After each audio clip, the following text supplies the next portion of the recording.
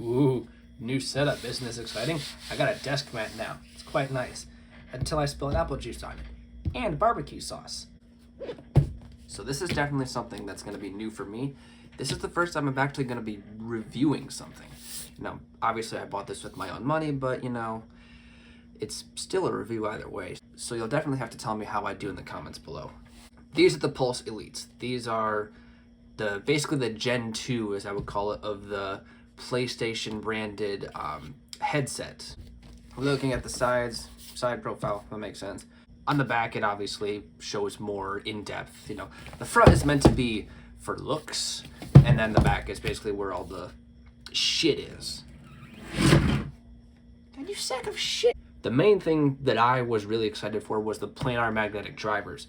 These I was really excited for because I've never been able to try them because they're really fucking expensive. Now, the original Pulse 3Ds also had one of these. It's a USB dongle that, this looks for basically, and then that is the best latency possible. Then the Bluetooth, I didn't know I could do this until after I got these. I could link these to my PlayStation, play whatever game I want to. Meanwhile, I could have this connected to my phone or, I don't know, my Steam Deck and listen to a YouTube video or other music or whatever the hell I want to listen to. Battery life is actually really good. I have never run out of battery on this once. Retractable mic, I'll show you that, and obviously it's got buttons on the side. They've got a big marketing thing for the planars. Now let's actually get into this thing. I should probably do it this way. Oh, big box. Immediately right at the front, it's basically a big diagram that shows you how to do shit. It tells you all the buttons, and it tells you what to do with the link, plugging shit in, connecting Bluetooth, all that makes sense. And whoop, there you go. You've got the dongle, I'll put that aside. And of course you have the headset itself. And wow, they feel really nice actually. Down below is where all the guff is. You've got the papers and stuff. It actually comes with the headphone stand. I didn't even know that it did until I looked in here a few days after and noticed that it was in this cardboard. So if you have one, don't throw it out. Going over them, it's your basic headset basically. Any wireless headset is going to have, a few buttons. Obviously it's got a charge port. This one has an aux as well. Power button obviously, and volume. Now on the old Pulse 3Ds, all the buttons were on the side and there was so many. Power and volume controls. Thank you. And also, the retractable mic, also cool. It moves around just fine. It also has the mute button on there, and it does light up when it's muted. When you press the mic mute, it actually turns the light on. It looks like it'd be annoying, but nah. Headband is a self-adjusting. That's nice. They might have done something different to the tensioner or whatever spring they use to do this. It feels a lot better on this than the old ones. These feel really light on your head. Swivels, the other ones don't swivel nearly as much, but the speakers were literally, the shape of the cups, I should say, not necessarily the speakers, were faced like this. Or faced this way, they were faced this way. These, meanwhile, are a little more traditional style. The ear cups still are facing your ears, but they swivel a lot more. So I guess here's the main thing that a lot of people are going to be curious about, which is sound. I will say I am not exactly the best person to explain sound. I think there are definitely more reputable people to do that, but I guess I should give my 2 cents. And all the music that I used, or all the music that I actually listened to do this comparison, was on my Nano 7th Gen. My God, I love this thing. This is like an iPod Touch, basically. It is so nice. And I literally keep this in my wallet because just in case I want to listen to music or something, but I don't want to use my phone, I just use this and it works just fine. Now these are technically my only headphones that I have. I don't really have any other ones, but I do have a few different kinds of earbuds that I use because I run earbuds regularly, so I just use those. First ones are KZ ZSN Pros. Now, a lot of the information that I'm going to be explaining comes from DangPods. I'm a huge fan of DangPods and his channels. He definitely knows more than me, that's for damn sure. These are actually really nice, and these are definitely a more in-ear style. You know, they've got they're backwards. They got the loops that go over your ear, and these are definitely a more V sound. These are actually quite balanced to what I can hear, and it's got a bit of a hump in the bass. There's a little bit more bass, but you know, it's a gaming headset. Of course it's going to have extra bass. These, meanwhile, have a lot more top end. I like more top end. My ears are a lot more sensitive to that, so all the crispiness and, you know, cymbals and all those crinkly noises, I get that. I get a kick out of these, but I would still choose these mainly because of they're just a lot more comfortable. You know, they are a wireless headset after all, unless you're using with an aux. These, my ears are weird. I have really fucking small ears, and people make fun of me for it. Fuck you if you make fun of me for having small ears. Kiss my ass. They're earplugs, you know, and so these go right in your ear. I am not the biggest fan of that. While yes, these sound really good, and I would definitely take these over nothing, they can be uncomfortable after a while. Like, I have the smallest bud tip because my ears are so small. These are a lot more V sound. These are a bit more balanced compared to these, but it's still very nice. The next comparison is actually the regular pack-in Apple earbuds. These are a lot muddier. These have a lot more bass compared to these two. And to me, I'm not the biggest fan. Now, I keep one that has a lightning connector. Obviously, this has a 3.5mm jack in my little bag that I sometimes carry with me just in case my AirPods die. These are the last ones I have to compare with. And the real battle for me is between these two. These are really close. If I'm at home, I'm choosing these. But if I'm on the go, obviously I'm choosing the AirPods. I take these everywhere with me. And you can clearly tell based on how dirty they are. I use these still. And I've had these for so fucking long, it's insane. I've had them for almost 5 years now. And I think that I'm really lucky that these are still working. So I guess I should explain some of the music that I listen to. And full transparency, I'm a big classic rock, progressive rock, and like metal guy. I like that. In fact, I am a huge fan of Rush, so that's what a lot of the music I compare to is. Almost all my music on this thing is Rush. I buy all the music. I own all of it, and I've spent a little more than I'm willing to admit. Until I learned to rip my dad's old CDs, this is what I'm sticking to. Usually, if I'm going to listen to music, I choose this because it's like a safe music for me. I'm always going to like it, and I'm always going to enjoy my time listening to it and singing along, picking apart at it. It's just my cup of tea. And my music taste really does go back to my childhood. You know, I remember it was probably around 2007, 2008 that my dad got his Snakes and Arrows CD. Snakes and Arrows being my favorite album. And that first song, Far Cry, that is my favorite song. It's a partially acoustic and partially electric song. Far Cry is like my bass standard of a song. It's got a good bass line, really good acoustic and electric guitar. It's got a really, really nice drum line. It's just a bum standard good song. And since this is my favorite song, of course I'm gonna like it and have to compare it to some of these headphones. I can pick apart the acoustic versus the electric guitar line. Same with the bass and the drums. No, drums easy to pick apart from a line. AirPods, same thing. These ones are a little bit more flatter, so the bass it's a little bit more even compared to the Elites. These are really muddy to me. It's hard to pick apart the two different guitar lines and bass, but with the KZs, it's also super easy to pick apart the lines. There's going to be a trend. I'm not the biggest fan of these. The next song I like to test is The Main Monkey Business. At about the 1 minute 20 second mark, there's a part where it gets really quiet and there's a really big boom to the bass. And these will shake. These will shake. These will shake. this gets muddy.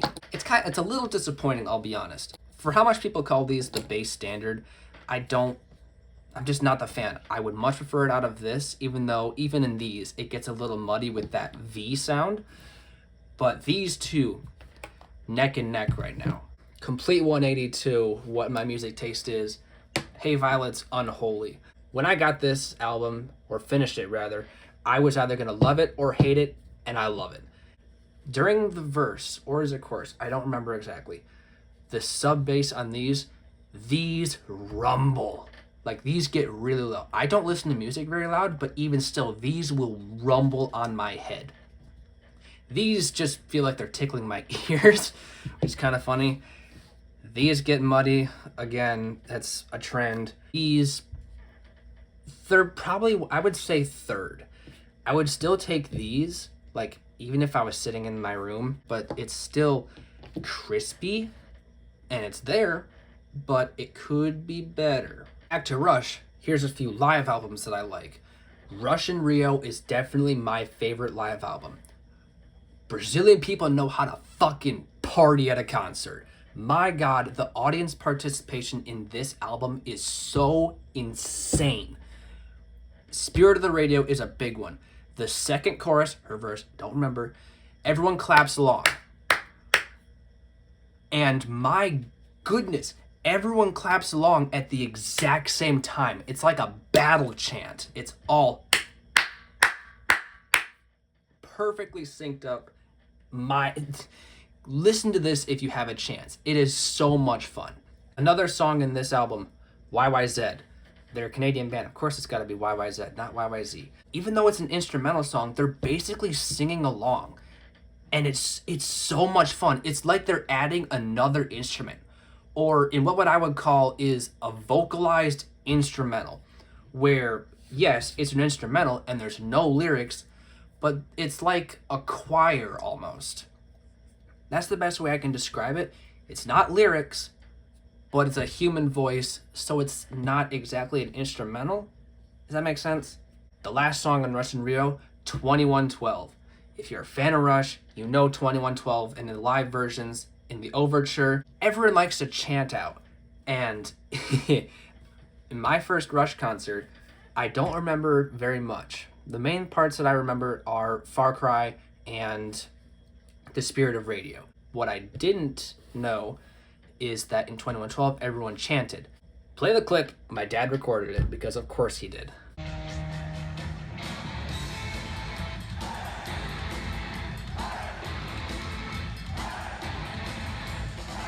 For the last comparison song, we have Where's My Thing, and here it is, the drum solo. Clockwork Angels live, probably my second or third favorite of Peart's drum solos. You know, this is one of his shorter ones, but in the middle of it, he rides up the toms. And my God, the soundstage on these is really good. Definitely the best I've heard.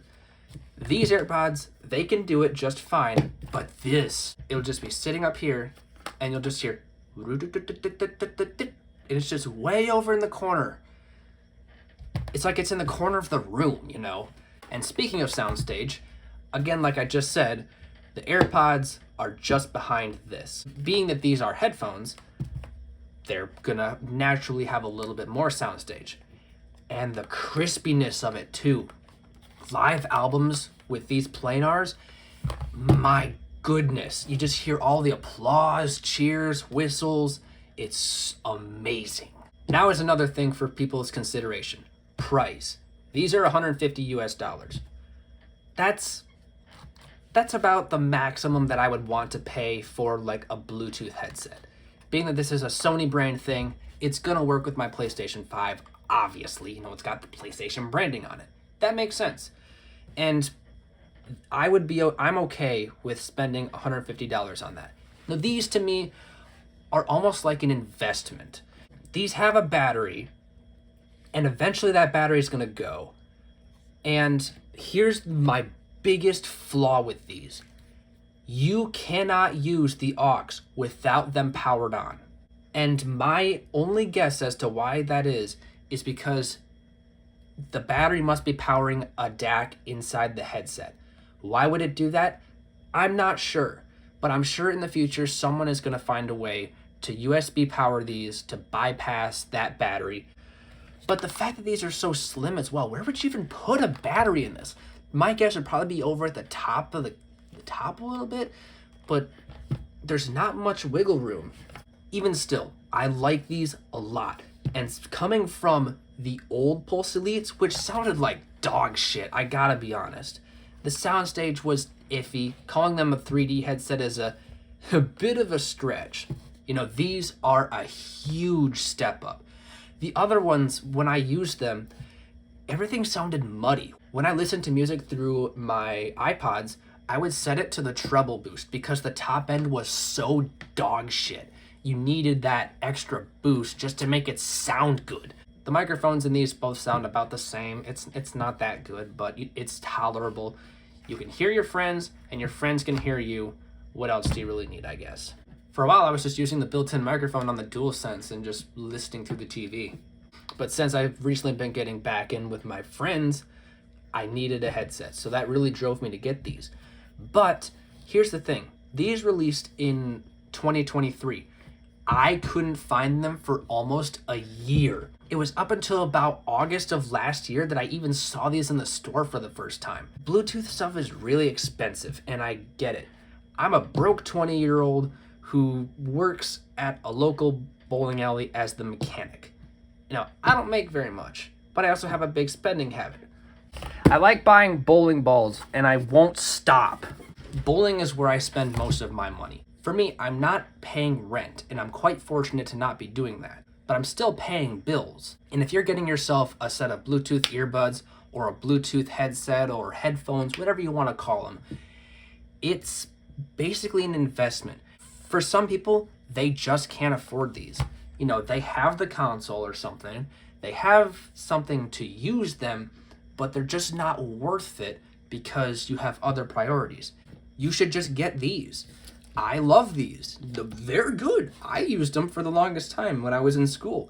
But if you're going to get Bluetooth buds, I still recommend the AirPod Pros. Just working a basic ass job, get these and get the dongle. That's what I recommend.